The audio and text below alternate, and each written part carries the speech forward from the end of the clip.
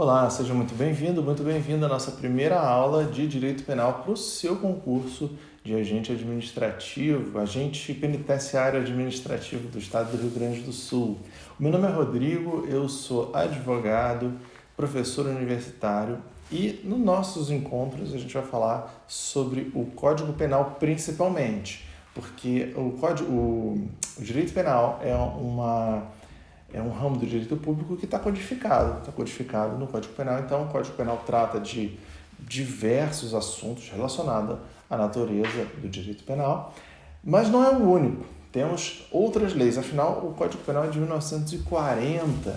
Pois é, ele já tem aí um tempo de estrada e nesse meio tempo surgiram outras necessidades na sociedade, outras normas foram surgindo que tratam do assunto do direito penal. Primeiro, você vai estudar através de que obra? Você vê que eu tenho alguns livros aqui, tem do Capês, do Torinho. Qual é que eu indico para você usar no seu estudo? Nenhum deles. É verdade. Por quê? Porque o seu concurso é um concurso de nível médio e nesses concursos o que se pede é a letra da lei. Então você precisa gastar o seu tempo, investir o seu tempo aprendendo o que diz a lei. No caso aqui, na aula de hoje, o Código Penal. Mas também temos a Lei 11.343, temos a Lei 11.826, temos outras leis que surgiram depois que tratam de assuntos afeitos ao direito penal. O nome da disciplina é direito penal. Penal vem de quê? Vem da pena. É sinônimo de direito criminal, porque eu já ouvi falar em direito criminal. É criminal ou penal? O nome é direito penal, porque já se chamou de direito criminal, mas preferiu-se chamar, desde 1940 para cá, de direito penal. Porque o crime é a atividade e a pena é a consequência. Então, o enfoque da disciplina é na consequência e não só na atividade. Então, o cerne da nossa aula, nossa atividade, nossa disciplina é a pena. E você vai ver que os artigos do Código Penal e das leis penais, elas têm dois tipos de norma. Tem a norma incriminadora e a norma não incriminadora. As normas incriminadoras, elas trazem um tipo penal e ela é dividida em duas partes. A parte que descreve o tipo penal, descreve aquela conduta que deve ser a conduta reprovável, e na pena diz a consequência. Então, é uma observação interessante sobre o direito penal. O Código Penal não diz você não deve matar ninguém. Ele não traz esse dispositivo. Ele traz simplesmente uma conduta e uma consequência para essa conduta. Já tinha pensado nisso? Interessante. Mas também tem as normas que não são incriminadoras. O Código Penal também tem umas outras normas que trazem uma explicação para alguns conceitos, pode trazer uns casos de aumento ou diminuição de pena, excludentes de ilicitude. Então, existem também as normas não incriminadoras no Código Penal. O nosso Código Penal é dividido em duas partes. Existe uma parte geral com normas para todo o sistema penal, que vai do artigo 1º até o artigo 120 do Código Penal. E depois, a partir do artigo 121, nós temos a parte especial. Por que especial? É especial no sentido de espécie, traz os delitos, os tipos penais em espécie. Certo? Então, o Código Penal trata de crime, crimes e delitos. Qual a diferença entre crime e delito? O delito é uma infração penal de natureza menor do que o crime. O crime é mais gravoso. Então, vamos começar a tratar do Código Penal, Decreto-Lei número 2.848, de 7 de dezembro de 1940. Eu vou acompanhar aqui nesse livrinho pequeno e você vai acompanhar na letra da lei que você vai ver aí na sua tela. Então, o primeiro artigo diz o seguinte, é o artigo 1º da parte geral, no título 1, que trata da aplicação da lei penal. E o primeiro... você pode perceber que os artigos têm umas uns títulos, né, uma nomenclatura em cima dos artigos que são a temática de cada artigo, não necessariamente um artigo, pode ser de um inciso, de um parágrafo. E o artigo 1º, trata da anterioridade da lei penal. É um princípio do ordenamento jurídico que está não só no Código Penal, mas você também está em uma outra lei que você vai perceber quando a gente lê aqui. Ela diz o seguinte: não há crime sem lei anterior que o defina. Não há pena sem prévia cominação legal. Isso acende alguma luzinha? Você reconhece isso de algum lugar? Pois é, isso está escrito também no artigo 5º da Constituição Federal, no inciso 39.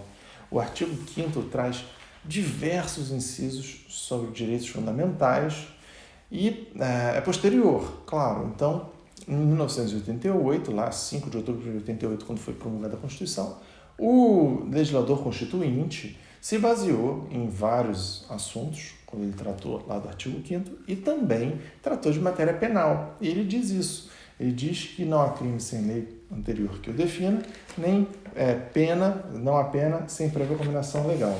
Vamos ver o que diz a Constituição Federal no artigo 5º. O artigo 5º, inciso 39, diz: não há crime sem lei anterior que o defina, nem pena sem prévia combinação legal. É exatamente a mesma letra da lei. Então, ipsi verbis ou ipsi literis, a Constituição repetiu o que diz o artigo 1º do Código Penal. Isso é importante? Isso é muito importante. Tanto que a Constituição colocou lá no artigo 5º esse artigo. Então, além disso ser uma norma de direito penal, uma norma geral de direito penal, isso também é um direito ou garantia fundamental disposto lá no artigo 5º, cláusula pétrea da Constituição Federal. Então, é muito importante, sim. Nesse artigo 1º, a gente consegue perceber algumas intenções do legislador importantes que a gente precisa ver aqui. Não há crime sem lei anterior que o defina. Então, não há crime sem lei. Se não tiver uma lei que defina esse crime, que defina tal conduta como crime, aquela conduta não pode ser colocada como crime. O que quer dizer isso? Quer dizer que você não pode dizer que determinada conduta é crime por analogia. Os costumes, os bons costumes determinam que o sujeito não pode fazer tal coisa, porque sempre foi assim, aqui na nossa comunidade e tal. Está errado, não pode. Isso não pode ser considerado crime, qualquer que seja o costume, porque costume não gera crime. Crime é uma coisa muito grave, tá? Porque gera uma sanção, e essa sanção, essa pena, ela vai restringir ou a liberdade da pessoa, ou vai restringir um direito, ou, na melhor das hipóteses, vai incutir uma multa naquela pessoa. A gente vai ver isso mais adiante, quando ver sobre quais são os tipos de pena. Mas, então, ela vai restringir, de alguma forma, algum direito da pessoa. Por isso, ela não pode ser algo abrangente, ela tem que ser excepcional. Tem que ser uma exceção. Uma exceção num caso em que essa seja a solução para aquela questão, o sujeito agiu com uma conduta altamente reprovável, aí nesse caso ocorreria a configuração de um crime. Mas para ser considerado crime tem que ter uma lei. A lei tem que dizer: não pode ser, então, por analogia. Tem uma outra lei que diz que determinada outra conduta é crime, mas essa não. Mas é muito parecida. Não, tem que dizer que determinada conduta, assim, essa conduta aqui é crime. Não pode pegar por analogia, não pode ser parecida e também não pode ser por costumes. Aqui na nossa sociedade sempre foi assim, não pode, certo? Então tem que ser lei. Não há crime sem lei. Lei o quê? Lei que o defina. E a lei tem que ser lei anterior. Está dizendo aqui, não há crime sem lei anterior que o defina. Então, a lei tem que vir antes para configurar aquela conduta como crime. Então, determinado cidadão incorre numa atividade hoje. Amanhã sai uma lei dizendo assim, aquela atividade é crime. A atividade que o sujeito exerceu hoje vai ser condenada? Ele pode responder por aquilo? Não. Por quê? Porque por causa justamente do princípio da anterioridade da lei penal. A lei penal tem que vir antes. Se determinado sujeito comete algo que passa a ser considerado infração depois, ele não responde por nada. Ele não vai responder. A não ser que depois ele venha a responder. Depois ele venha a praticar aquela conduta de novo. Tá? Faz aqui, faz aqui, faz aqui, aí aqui passa a ser crime. Se ele fizer aqui, depois, a mesma coisa, aí ele responde. Ele responde por todas? Não, responde só por essa daqui. A partir do momento que a lei penal passou a existir. Então ela diz, mais uma vez, mantra, não há crime sem lei anterior que o defina. Não há pena sem prévia combinação legal. A mesma coisa, para ter pena, para o sujeito ser apenado, precisa haver uma combinação legal prévia, ok? Isso é importante. Esse é o princípio da anterioridade da lei penal. E o artigo 2º também encontra espelhamento na Constituição Federal, que diz o artigo 2º do Código Penal. Diz o seguinte, a lei penal no tempo. Ninguém pode ser punido por fato que lei posterior deixa de considerar crime, cessando em virtude dela a execução, os efeitos penais da sentença condenatória. Então, isso aqui é o caso parecido do artigo 1º, mas inverso. Então, a pessoa cometeu um crime, e aquilo era considerado crime, ele foi condenado, e aí ele está cumprindo pena. Aí, determinada lei posterior vem dizer, essa conduta X não é mais crime. Não é mais crime. Então, a partir de agora, quem cometer essa conduta, está tranquilo, porque a nossa sociedade evoluiu e considera que determinada conduta não é mais crime. Por exemplo, existia no Código Penal, um tempo atrás, um chamado crime do vadio. Então, ficar lá de bobeira, na rua, sem fazer nada, era crime. Tinha uma tipificação penal para isso. E aí depois esse artigo foi revogado. Falou assim, a pessoa está ali, é o malandro, né? Malandro, olha o malandro na praça outra vez, estava ele lá, de bobeira. Era enquadrado. Agora não, agora ele pode ficar lá, de bobeira, lá, que isso não vai ser considerado crime. Então, esse sujeito que está ali, de bobeira, sem fazer nada, ali, vadiando, ele não pode ser preso. É uma conduta reprovável? Pode ser reprovável por inúmeros outros fatores, tá? Então, o importante é que você tenha em mente o seguinte, eu não estou fazendo juízo de valor, eu não estou dizendo que está certo ou está errado, estou dizendo que fazendo uma análise pela ótica penal, tá? Legalista penal. Então, pode ser reprovável por questões de costumes, questões, talvez, determinada comunidade, ou a igreja diz que não pode, ou até mal visto pela sociedade, o que quer que seja, não importa. Isso não pode ser considerado como crime. Como eu falei ainda há pouco, o crime, para ser considerado como crime, tem que ser uma conduta realmente muito grave, algo ofensivo, que deve ofender algum bem jurídico. O crime, a bem da verdade, ele é lesivo a algum bem jurídico tutelado pelo Estado, tutelado pelo poder público, pelo Estado democrático de direito.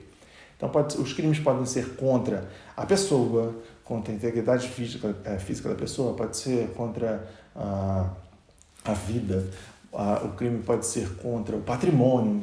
Então, esses são os patrimônio, vida, integridade física, são os bens jurídicos tutelados. Agora, o crime do vadio, o antigo crime do vadio, ele ofendia que bem jurídico para ser considerado crime, para ser considerado algo tão grave? Não tinha, ou se tinha naquela época, não tem mais hoje, então ele foi desconsiderado como crime, ele acabou sendo revogado. Ele foi revogado expressamente, tem que ser revogado expressamente, tá? Também tem isso. O fato de aquele costume ter decaído, ter mudado, não faz com que a lei deixe de ser lei. Aquilo precisa ser colocado por escrito. A lei penal é algo muito sério, muito sério. Por isso, ela é excepcional e ela tem que sempre vir com uma prescrição legal. A lei tem que colocar e a lei tira. Se a lei tirar, tem que tirar na hora. A pessoa que está em que incorreu naquele crime, que incorreu naquela atividade, né, fez determinada atividade, conduta, a partir do momento que a lei diz que não é mais crime, essa pessoa não vai estar cometendo nenhum ilícito, né, ilícito penal. Agora, e a pessoa que já cometeu aquele crime antes da lei? Está aqui a lei. Ó. A pessoa cometeu o crime, foi processada, julgada, condenada e está lá, foi apenada. Está lá cumprindo a pena, está na execução da pena. O que acontece com essa pessoa? O relaxamento da prisão, na hora. É o que diz a lei aqui. Ó. Ninguém pode ser punido por fato posterior, que lei posterior deixa de ser considerado crime. Tá? Então não pode ser punido por um fato que a lei posterior deixa de ser crime. E também cessa a execução e os efeitos penais. Aqui, cessando em virtude dela. Em virtude do quê? Dela quem? Quem? Da lei. Da lei posterior. Cessando em virtude dessa lei posterior o quê? A execução e os efeitos da sentença que condenou o sujeito. Condenou o sujeito com base numa lei que não existe mais. Então, essa sentença também se esfacela. Você entende o nexo que existe nisso? Faz todo sentido, né? Então, existe uma sentença. A sentença se baseou na lei. A sentença tem que sempre se basear na lei. Então, a sentença se baseou naquela lei e a lei não existe mais. Essa lei ou esse dispositivo de lei não existe mais. Qual é a razão? Onde se sustenta aquela sentença? Não se sustenta mais. Relaxamento da prisão. Ok? Parágrafo único. A lei posterior, que de qualquer modo favorecer o agente, aplica-se aos fatos anteriores, ainda que decididos por sentença condenatória transitada em julgado. O trânsito em julgado petrifica aquela decisão. Isso é matéria processual. Para o processo civil, processo penal, processo trabalhista, qualquer processo, o processo ele precisa, assim, o direito de maneira geral precisa de uma segurança jurídica. Daí, prescrição e decadência.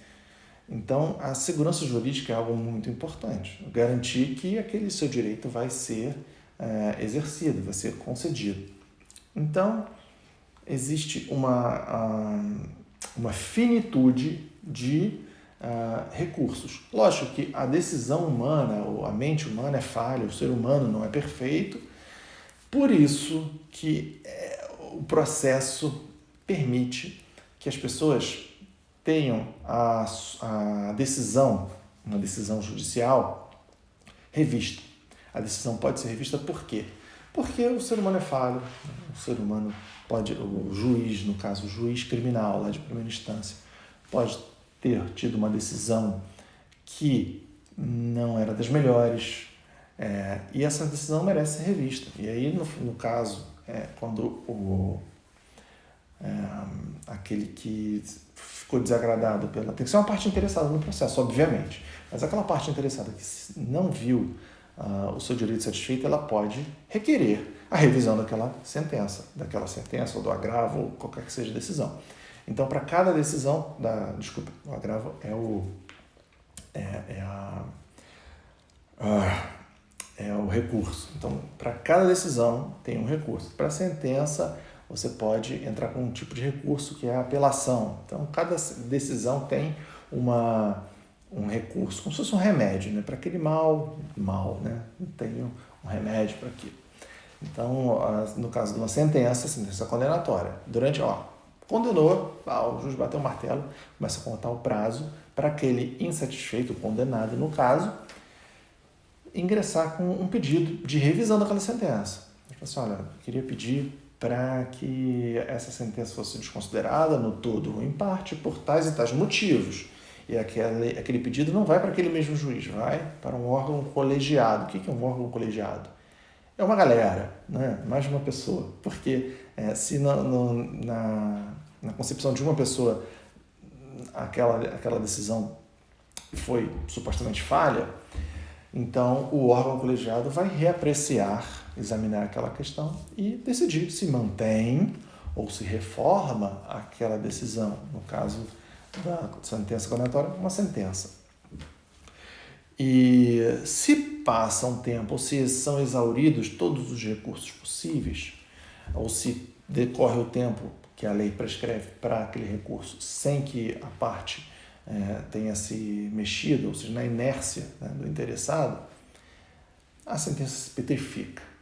Isso se chama a sentença com trânsito em julgado, ou seja, a sentença transitada em julgado.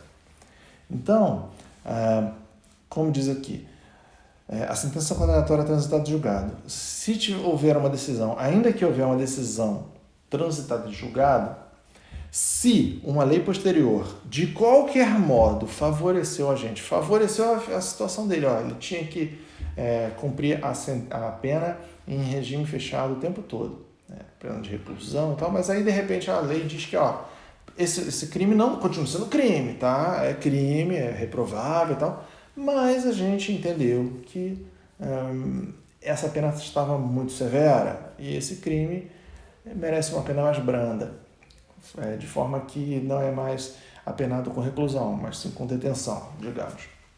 A detenção é mais brando.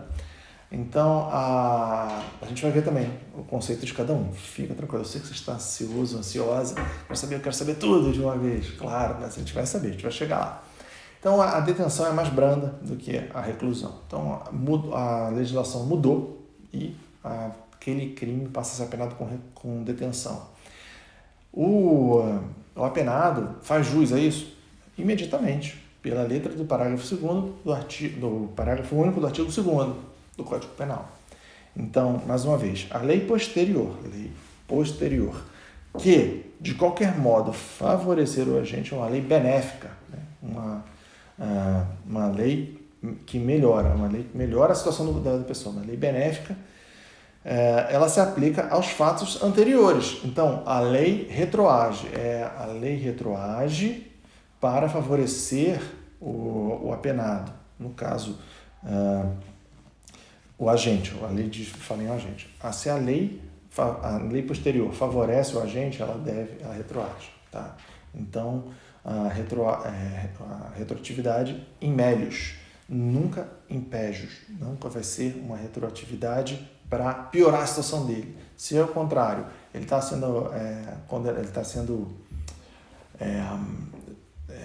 cumprindo pena por uma determinada situação e a pena dele, o crime dele foi punido com detenção.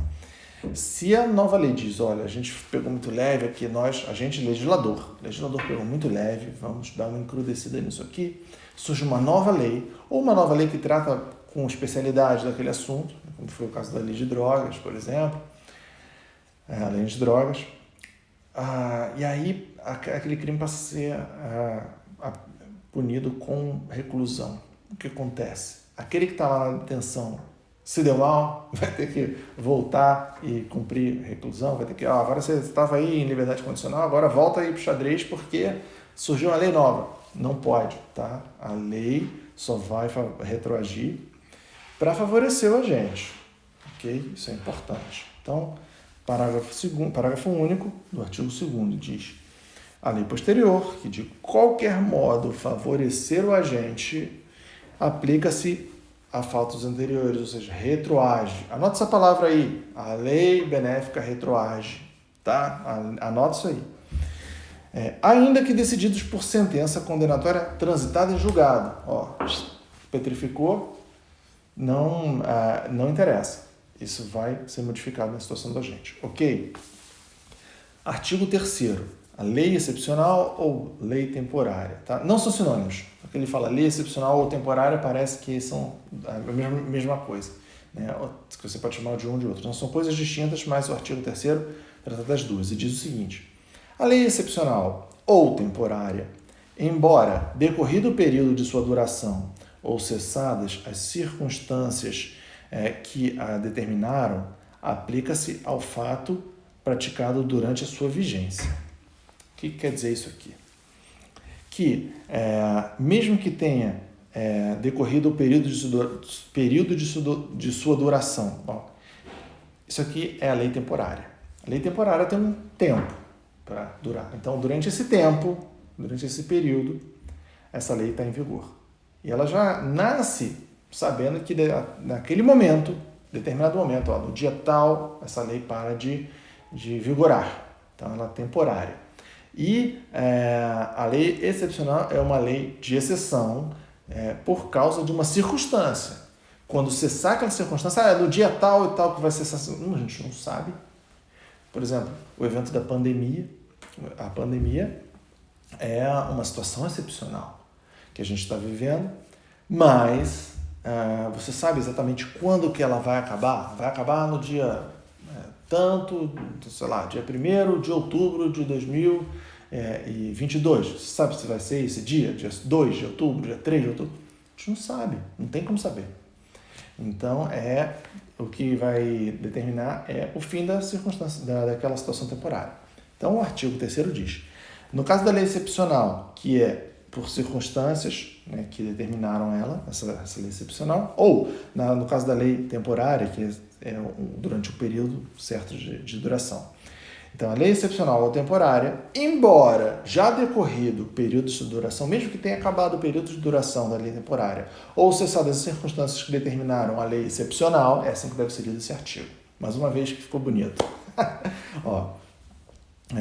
Mesmo decorrido o período da duração da lei temporária ou cessadas as circunstâncias que determinaram a lei excepcional, mesmo assim, aplicam-se essas leis continuam sendo aplicadas para o fato praticado durante a sua vigência. Você entende o que eu estou falando? Você entende o sentido dessa lei, desse dispositivo aqui do artigo 3º? Ele está dizendo o seguinte, que se o sujeito comete uma infração durante o período de vigência daquela lei e depois a lei para de existir, se no dia seguinte ele comete aquela infração, ele não vai ser punido no dia seguinte. Agora, se ele cometeu ali durante aquele período de vigência e aí acabou a vigência, tá? A vigência acabou ontem, digamos, mas anteontem ele cometeu a infração. Hoje, quando já acabou a vigência da lei, ele responde pela lei, sim ou não? O que você acha? Responde sim, é isso que está dizendo aqui. Ele responde. O artigo 3º está dizendo isso, que mesmo que ele tenha cometido, mesmo que tenha acabado a vigência da lei, ele vai continuar respondendo. Porque senão, olha só, o que acontece? Seria privilegiar uma conduta reprovável. Ele vai, comete uma infração, se evade, foge da justiça, e aí ele aparece lá todo bonitão no dia seguinte que a lei para de vigorar. Ele fala, agora não está mais valendo, estou de autos. Pode isso? Não, ele fala assim, está de autos é o caramba, vai responder por isso aí, porque é o que diz o artigo 3º do Código Penal. Você compreendeu? Compreende. Ótimo. Tempo do crime, artigo 4º. O artigo 4º diz o seguinte, considera-se praticado o crime no momento da ação ou omissão, ainda que outro seja o momento do resultado. O que o artigo 4º está dizendo? Parece óbvio, né? Não, pois é, parece óbvio, mas o que acontece? A gente tem que ler nos bastidores. O que o Código está dizendo é que o ordenamento jurídico brasileiro adota a teoria da atividade. É isso que está escrito aqui. Então, não está escrito isso, né? Mas está escrito isso. O Código Penal brasileiro adota a teoria da atividade no direito penal. Ou seja, qual é o momento do crime? O momento do crime, né, o crime acontece no momento da ação ou da omissão, mesmo que o resultado aconteça em outro momento. Então, existem teses no mundo aí que, entre os estudiosos do direito penal, existem estudiosos que discorrem sobre a teoria da atividade, outros falam sobre a teoria do resultado. E alguns países adotam a teoria da atividade, falam assim, o momento do crime é o momento da ação ou omissão. E outros ordenamentos entendem que o momento do crime é o momento em que ocorreu o resultado. O resultado ocorreu, esse momento é o que passa a ser o momento do crime. Isso para fins de ação penal. O Código Penal brasileiro, ele se inspirou no Código Português. O Código Penal português adota essa teoria da atividade. E aí, quando o Código Penal brasileiro foi elaborado, o Código Penal abraçou essa teoria da atividade. Então, recapitulando, existem 3 teorias que tratam do momento do crime. Pode ser o momento da ação ou omissão, que é a teoria da atividade, e essa foi a teoria adotada pelo Código Penal brasileiro. Tá? Então, isso talvez caia nessa prova. Talvez eles perguntem qual, segundo o artigo 4º da Constituição Federal, do Código Penal, qual a teoria que foi adotada? Foi a teoria da atividade. Porque tem uma teoria com um nomezinho esquisito que talvez fique na sua cabeça e eles usam isso para pegar o candidato na questão de múltipla escolha, que é a chamada teoria da ubiquidade. Teoria da ubiquidade. O que é essa teoria? É a teoria mista. É a teoria que entende que o crime acontece no momento da ação ou omissão ou no momento do que acontece ou deveria acontecer o resultado. Ok? Não caia nessa pegadinha. O Código Penal adota a teoria da atividade. No artigo 4º, quando fala sobre o tempo do crime, que diz que considera-se praticado o crime no momento da ação ou omissão, ainda que outro seja o momento do resultado. Territorialidade, artigo 5º. Aplica-se a lei brasileira sem prejuízo de convenções, tratados e regras de direito internacional ao crime cometido no território nacional. Então, crime cometido no território nacional é aplicado à lei brasileira, lei penal brasileira. Cometeu crime, mas ele era estrangeiro. Em regra, é a lei brasileira. Cometeu contra a vítima era estrangeira, tá? Então, em regra, qual é a regra? A regra é que aplica-se a lei brasileira. Existem exceções? Existe. Lógico que existem exceções. A gente vai ver também. Então diz o seguinte, mais uma vez, tá? Vamos ler mais uma vez o artigo 5º. Diz, aplica-se a lei brasileira ao crime cometido no território nacional, sem prejuízo de convenções, tratados e regras de direito internacional. Olha aí a exceção. Tá? Então tem que ler assim esse dispositivo de lei.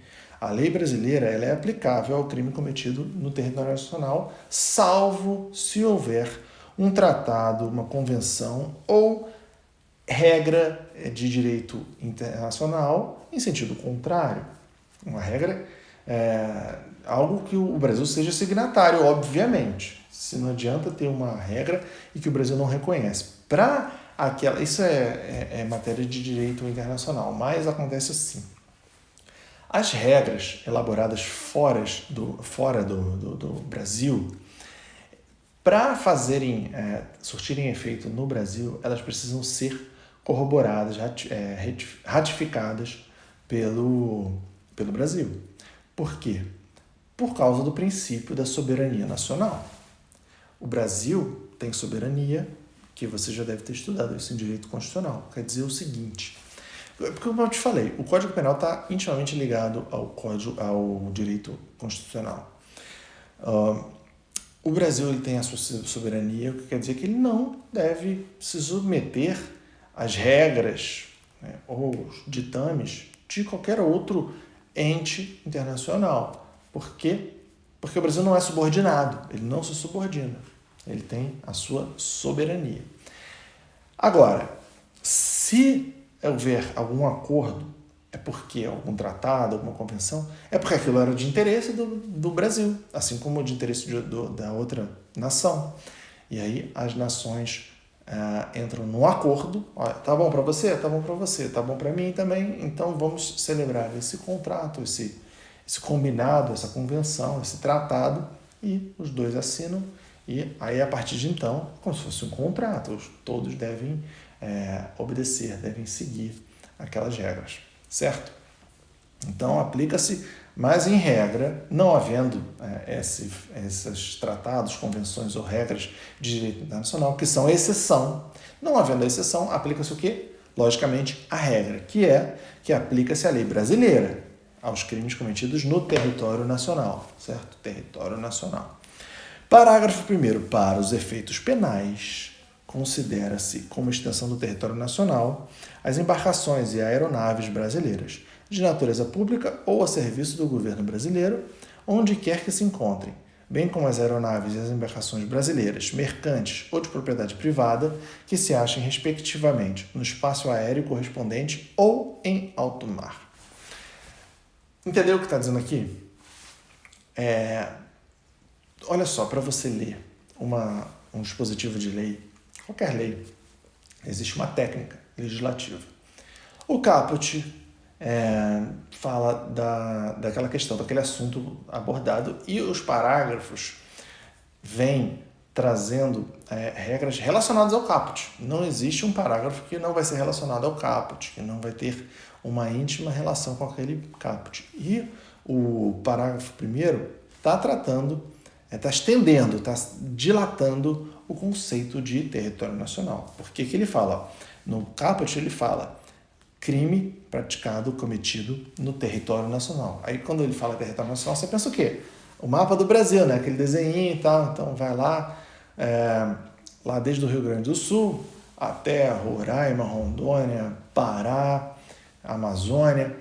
Então todo esse território é abarcado, certo? Mas tem mais, porque o parágrafo primeiro diz: para os efeitos penais, para os efeitos dessa lei do universo, né, do jurídico penal, consideram-se como extensão do território, ou seja, é território nacional, o quê? Embarcações e aeronaves, navio, avião brasileiro. Se for oficiais, ou seja, de natureza pública, oficiais a serviço do governo brasileiro. Onde? Onde quer que se encontre. Então, embarcações oficiais, seja navio, seja avião, é oficial, é do governo brasileiro, pode estar lá na Indonésia, né? Vai ser considerado como território nacional, e então um crime cometido numa embarcação oficial brasileira é julgado pela lei brasileira. A lei penal brasileira é aplicável para esse caso, ok? E também, as aeronaves, embarcações brasileiras, mercantes de comércio, ou seja, não são as oficiais, não são do governo, não são, então não é o governo brasileiro a serviço do Brasil, não é ninguém a serviço do Brasil, né? Então, é simplesmente uma embarcação brasileira.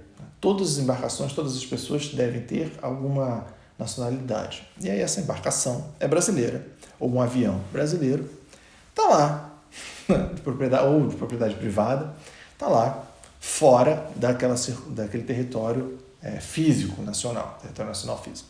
Ele está onde? No espaço aéreo correspondente ou em alto mar, na terra de ninguém. Se não é de ninguém, aquilo considera como território brasileiro, para fins da lei penal. Ou seja, qual a lei que vai ser aplicada nesse caso? Se acontecer um crime numa embarcação privada em alto mar, qual é a lei que é aplicável? A lei penal brasileira. De acordo com o artigo 5º caput, combinado com o parágrafo 1º, certo? Então, a redação dessa norma pode ser meio truncada, mas é importante que você tenha essa interpretação bem polida para não cair em nenhuma armadilha. Tá? Então, não é decorar, não precisa decorar o dispositivo de lei. Se você souber o que diz cada dispositivo, você não vai cair nas armadilhas do legislador. Ok? Próximo, parágrafo 2º diz o seguinte: é também aplicável, então, mais uma dilação do caput do artigo 5º. É também aplicável a lei brasileira aos crimes praticados a bordo de aeronave ou embarcações estrangeiras de propriedade privada. Então, veículo oficial, gringo, aqui no Brasil, não é a lei brasileira que vai ser aplicado, não é a lei brasileira que vai ser aplicável. Mas se for uma embarcação comercial, um avião comercial trazendo passageiros de outro país, da American Airlines, pousou no aeroporto de Guarulhos, ou está pousando, está ali, está em território nacional, está sobrevoando o território nacional. Aconteceu um crime ali, quem que responde? Qual é a lei que é aplicável? É a lei americana? Negativo. Vai ser a lei brasileira por força do parágrafo 2º do artigo 5º, que diz que é aplicável a lei brasileira aos crimes cometidos a bordo de aeronave ou embarcações estrangeiras de propriedade privada, achando-se aquelas em pouso no território nacional ou em voo no espaço aéreo correspondente, e estas em porto ou em mar territorial. Então, aquelas está falando de avião, e estas é o caso do navio, porque ele fala que é a bordo de aeronaves ou embarcações.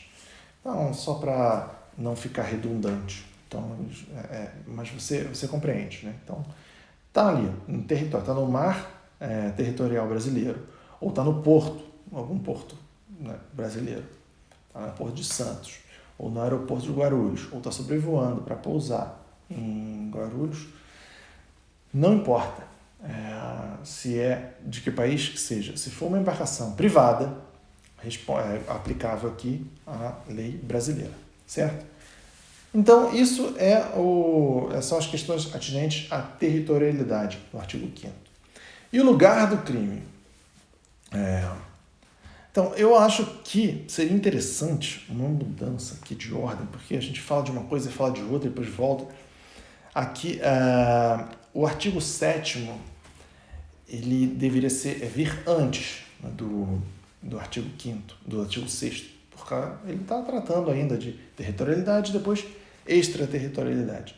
Mas, para a gente seguir a lógica aqui do Código Penal, seguir a sequência, e também não correr o risco de eu pular um artigo e depois me olvidar de voltar, vamos seguir a sequência. O artigo 6º diz o seguinte: lugar do crime. Considera-se praticado o crime no lugar em que ocorreu a ação ou omissão, no todo ou em parte, bem como onde se produziu ou deveria produzir-se o resultado. Ah, que interessante isso! Então, olha só. O artigo 4º fala do tempo do crime e adota a teoria da atividade. Porque o tempo do crime, o momento do crime é o momento em que aconteceu a ação ou omissão. E não o resultado. Não importa o resultado. Ele está dizendo aqui. Não importa o resultado, não importa o momento do resultado. O artigo 6º, quando fala do lugar do crime, diz que o crime praticado, considera praticado o crime no lugar em que ocorreu a ação ou omissão.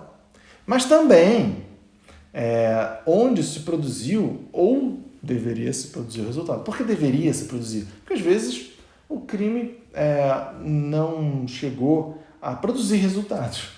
E aí, nesse caso, o lugar onde deveria produzir, por exemplo, envenenamento. A pessoa foi envenenada aqui, saiu, foi para casa, pegou um avião, foi para outra cidade, outro estado. Acontece o seguinte, e aí nesse traslado, ou quando chega lá, ela morre. Então, tem dois lugares diferentes. Onde que ela vai ser processada? Né? Onde que ela vai ser julgada? Qual é o lugar do crime? Então, é isso que ele está falando desse artigo. Considera-se praticado o crime no lugar onde ocorreu a ação ou omissão, porque o crime pode ser por ação, aquela conduta mesmo ativa, ou um crime de omissão de socorro, é um crime. Então, eu vejo, deveria prestar socorro e me eximo de prestar, não vou fazer nada não, estou nem aí, então, sei que se vire. Isso é um crime de omissão. Né? Então, no lugar em que ocorreu a ação ou omissão, é o lugar do crime. Mas também, no todo ou em parte, mesmo que seja parcial, mas também, bem como, onde se produziu ou deveria se produzir o resultado. Tá? Esse é o artigo 6º que fala do lugar do crime. Se, por um lado, o artigo 4º adota uma teoria da atividade,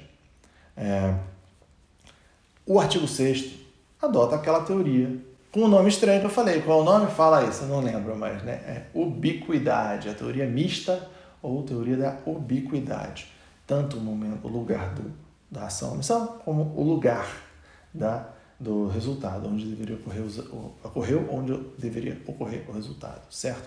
Anota isso, tá? Anota isso que é importante. Então, no artigo 4º, trata só do momento da ação ou omissão, teoria da atividade. Artigo 6º, tanto um quanto o outro. Então, a mista, ubiquidade, teoria da ubiquidade. Escreve grande aí esse nome, tá? Porque eles podem te perguntar isso na prova. Pois bem, extraterritorialidade, artigo 7º do Código Penal. Esse artigo 7º diz o seguinte: ficam sujeitos à lei brasileira, embora cometidos no estrangeiro, os crimes contra a liberdade do presidente da República, contra o patrimônio ou a fé pública da União, do Distrito Federal, de Estado, de território, de município, de empresa pública, sociedade de economia mista, autarquia ou fundação instituída pelo poder público, contra a administração pública por quem está a seu serviço, ou também os crimes de genocídio quando o agente for brasileiro ou domiciliado no Brasil. Então, o que diz esse artigo 7º? Aqui, no inciso 1. Inciso 1 diz o seguinte, que mesmo que tenha sido cometido no estrangeiro, o crime foi cometido fora do território nacional, então não é nem embarcação, esquece isso aí agora, não é isso. Estou falando no território nacional mesmo, no território internacional mesmo, no território gringo, no território estrangeiro. Aconteceu lá na Argentina. Aconteceu o crime, mas determinados crimes seriam julgados pela lei brasileira, seriam sujeitos à lei brasileira. Quais são esses crimes? São os crimes contra a vida ou liberdade do presidente da República, o crime, porque isso é um crime político, porque quando você mata aquela pessoa, você não está matando só o sujeito, né? O Jair está me devendo dinheiro aí do sinuca. Não, ele representa uma autoridade, ele tem uma função, um cargo de elevadíssima importância. Então, o atentado contra ele não é um atentado contra a pessoa, é um atentado contra aquela instituição, presidente da República, certo? Então vai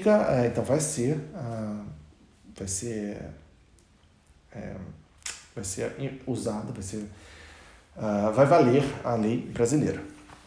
Nos crimes contra o presidente da República, né, contra a vida ou a liberdade, tá? Não só a vida. Então, olha só. Isso pode cair assim na sua prova. Né? Os crimes contra a vida do presidente da República tão somente. Contra a vida está certo? Está certo. Agora, tão somente não, porque também é vida ou liberdade. Os crimes contra a liberdade do presidente da República também vale a lei brasileira, se ocorrido no território estrangeiro. Contra o patrimônio ou fé pública de qualquer dos entes federativos aqui, qualquer dessas pessoas políticas, que são a União, o Distrito Federal, os territórios, Estado, município. E também, empresa pública, sociedade de economia mista, autarquia ou fundação, que são aquelas entidades da administração indireta, que você deve ter estudado isso em direito administrativo. Aqui no gabarito tem um curso bem elaborado de direito administrativo, e vale você consultar também o estudo de direito administrativo. Eu falei no começo da aula aqui que o Código Penal ele é codificado, tal. O direito administrativo não é. Já reparou isso, né? Tem várias leis, assim, uma lei para cada situação, para cada tópico. Tem a lei das licitações e contratos administrativos, a lei que é o regimento jurídico do servidor público para a União, que é a lei 8.112, tem o regimento jurídico único dos servidores do Estado, do seu Estado. Isso tudo é matéria de direito administrativo. E existe matéria administrativa também na Constituição Federal. Outros crimes também que ficam sujeitos à lei brasileira são os crimes contra a administração pública, por quem está a seu serviço. O crime contra a administração pública, por quem está o sujeito. O sujeito está lá a serviço da administração pública, mesmo que ele esteja no exterior, mas está lá a serviço da administração pública brasileira, aquele crime vai ser punido pela lei brasileira. E também o crime de genocídio, quando o agente for brasileiro ou domiciliado no Brasil. Então, o agente é brasileiro, domiciliado no Brasil, cometeu um crime de genocídio contra uma ampla população. Mesmo que seja população de outras nacionalidades, esse crime vai ser punido com lei brasileira. E também, inciso 2, aí ele fala o seguinte, ó, os crimes, por que muda? Porque aqui ele vai falar de outra gama de crimes. Então se liga, ficam sujeitos à lei brasileira, embora cometidos no exterior, inciso 2, os crimes que, por tratado ou convenção, o Brasil se obrigou a reprimir. Então o Brasil se obrigou a reprimir aquele crime por um tratado ou convenção, esse crime vai ser julgado pela lei brasileira, mesmo que tenha sido cometido no estrangeiro. Os crimes praticados por brasileiro, cometidos no estrangeiro, isso aqui é até subsidiário. Caso não haja uma legislação, porque se o sujeito vai para os Estados Unidos e comete um crime lá, obviamente os Estados Unidos vai com os dentes no pescoço da pessoa. Fala assim, como assim? Você vem para cá, para o meu país e comete um crime aqui, vai ser julgado. Os Estados Unidos não vai chegar, não, tá tranquilo. Vai lá para o seu país que lá você vai ser julgado. Fala, puxa, que pena que você cometeu esse crime aqui. Claro que isso não vai acontecer, né? Então, o crime praticado por brasileiro também pode ser julgado por lei brasileira. E os crimes praticados em aeronaves ou embarcações brasileiras, mercantes ou de propriedade privada, então são aquelas embarcações privadas, quando em território estrangeiro, e aí não sejam julgados. Mais uma vez, uma norma subsidiária. O que quer dizer isso? Quer dizer que se não houver uma outra norma que estipule o julgamento aqui, que seja uma lei penal no estrangeiro, e aí o sujeito que cometeu aquele crime, ele não pode sair impune. Não pode sair impune por causa de um crime que ele cometeu. Então, se não houver um julgamento, se ele não for julgado naquele outro país, ele vai ser julgado no Brasil, numa embarcação ou aeronave mercante de propriedade privada no estrangeiro. Certo? Em território estrangeiro. Parágrafo 1º. Nos casos do inciso 1, tá vendo por que tem essa divisão? Porque aí o parágrafo ele vai falar que nesses casos em específico, eu poderia numerar também. Poderia falar, nos casos das alíneas X, Y, Z, é isso. Mas ele vai dizer o seguinte, que nesses casos do inciso 1, crime contra a vida ou a liberdade do presidente, crime contra o patrimônio ou fé pública, crime contra a administração pública por quem está a seu serviço e também os crimes de genocídio por agente brasileiro. Esses crimes, nesses casos, o agente é punido, segundo a lei brasileira, ainda que absolvido ou condenado no estrangeiro. Sim, imagina, se ele comete um crime contra o presidente, contra a liberdade ou contra a vida do presidente no exterior, ele está num país que fala, não, tudo bem, aqui não tem problema, aqui a gente pode matar o presidente, aqui está liberado. Aí o Brasil fala, opa, como assim? Ele foi liberado lá. Ele vai ser julgado aqui. Ah, mas ele foi condenado lá, ele não precisa ser julgado aqui, né? Não, vai ser também. Como é que você sabe disso, Rodrigo? Porque está escrito aqui, ó. Vamos ler de novo. Nesses casos, no inciso 1, o agente é punido segundo a lei brasileira. Não importa se foi absolvido ou condenado no estrangeiro. Absolvido ou condenado no estrangeiro, não importa. Ele vai ser julgado pela lei brasileira. É isso que está dizendo no parágrafo 1º. Parágrafo 2º diz o seguinte, e nos casos do inciso 2, a aplicação da lei brasileira depende do concurso das seguintes condições. Então, olha só, para haver a aplicação da lei brasileira nesses casos, quais são os casos?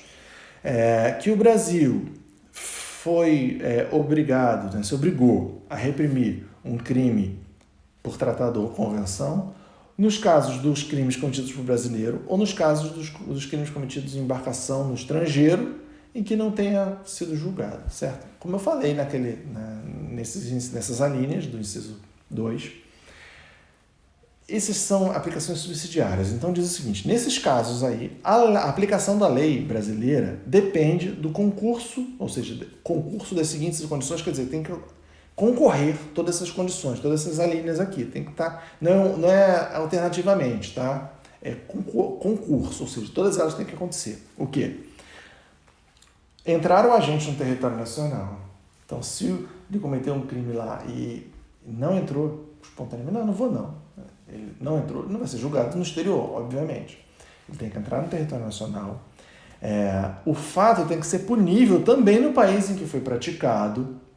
Então, o sujeito vai um exemplo clássico, vai lá fazer turismo na Holanda, em Amsterdã, entra num coffee shop, tem um cardápio enorme lá de todos os tipos de erva, e ele fala, eu quero aquela ali. Enrola e acende e fuma ali, o baseado.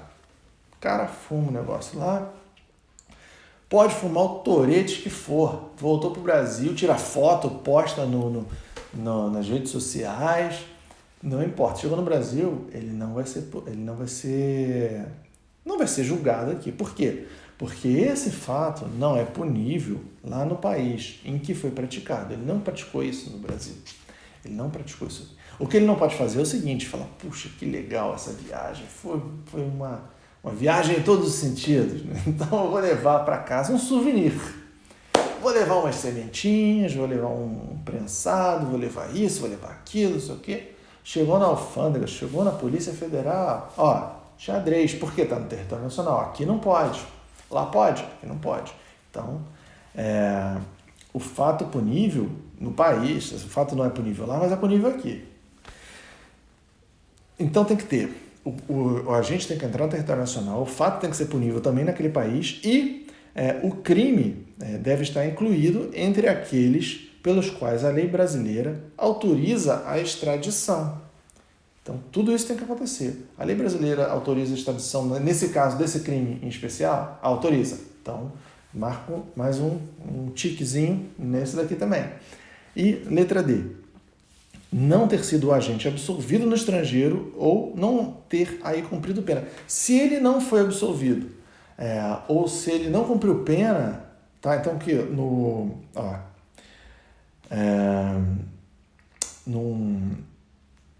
parágrafo 1º, ele fala que ainda que seja absolvido ou condenado no estrangeiro. No parágrafo 2º, não. Já muda o discurso.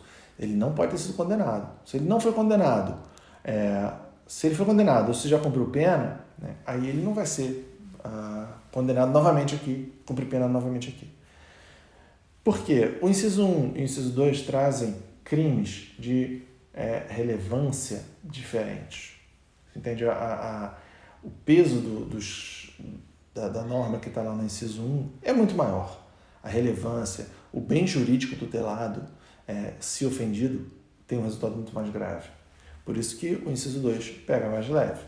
E por fim, não ter sido agente perdoado no estrangeiro ou, por outro motivo, não estar extinta a punibilidade. Ou seja, o perdão é uma forma de extinção da punibilidade.